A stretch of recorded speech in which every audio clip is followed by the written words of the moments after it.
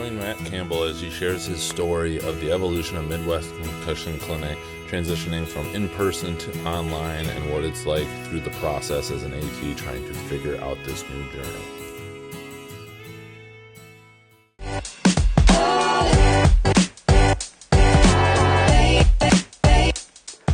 The jack of all trades is a master of none, but the end of that phrase is, it's still always better than a master of one.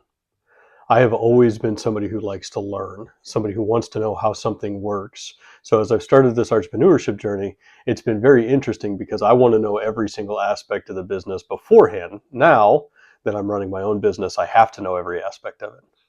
So what happens is when I find a problem that I don't know what to do, I use ChatGPT. The first turn I make is I go to ChatGPT and I type in every question that I have.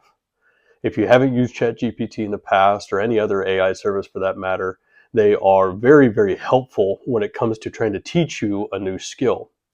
I break it down, and the prompts that I use are pretty simple. I'm a small business owner trying to learn how to do digital marketing. Break it down into 30 easy steps to teach myself how to digital market, and then it goes. And I'm able to follow step by step, and I'm able to learn kind of as I move or as I go forward into what I'm doing. This time, again, we're back to the website. I spent about 30 days building my initial website, all to find out that I'm not listed on Google at all.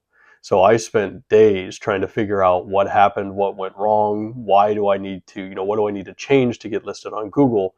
Every time I hit something that I didn't know, whether it was terminology or how to fix what it was asking me to fix, I would go back to ChatGPT, type in my question, read up on it, and then I would make the adjustment. To me, it's led to me starting my website over again. I had to rebuild the website from scratch, and that's okay, because it made it easier for me to follow step by step the second time around, knowing exactly what I needed to do for SEO, or exactly what Google Analytics needed to be uploaded, and things that needed to be kind of present to make sure that my website is being seen by people who have no idea who I am. If you're out there and you're trying to learn a new skill, or you're trying to become better at a skill that you may already have, utilizing AI and ChatGPT is an easy way to build on the skills or learn easy step-by-step process. If I put something in and it was explaining something to me that I already knew, I could sit here and say, okay, I have the basics, let's make it a little bit more in depth. Make me a master of this topic versus teaching me the entry-level points of it. As somebody who never had AI growing up through school, I'm in the generation that we, didn't have computers and then had computers, didn't have internet and then had internet.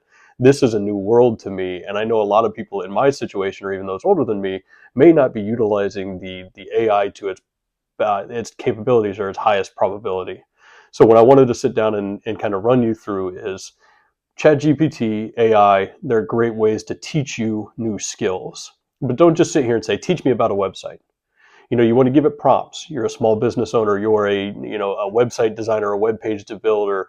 I want you to optimize my website for SEO, or I want you to sit here and I want you to break down how to teach me about concussions as if I was a healthcare worker or a healthcare provider. Now, disclaimer, anytime that you're working with AI, you need to make sure that you're checking and fact checking what's actually being taught to you, especially in the healthcare world. But it's an easy way to start if you're trying to learn a new skill. Let's say you want to learn how to build a website. Like I did, it was pretty easy once you sit down and ChatGPT gives you the step-by-step process. Aside from the website, I use it a lot in marketing. Give me ideas to build marketing, give me great call to action, give me certain things that I would look for and I wouldn't really think about in terms of my marketing strategy. And then I outline it into a downloadable PDF or into a CSV file so I can make sure that I can get it into my certain systems and get it up and running.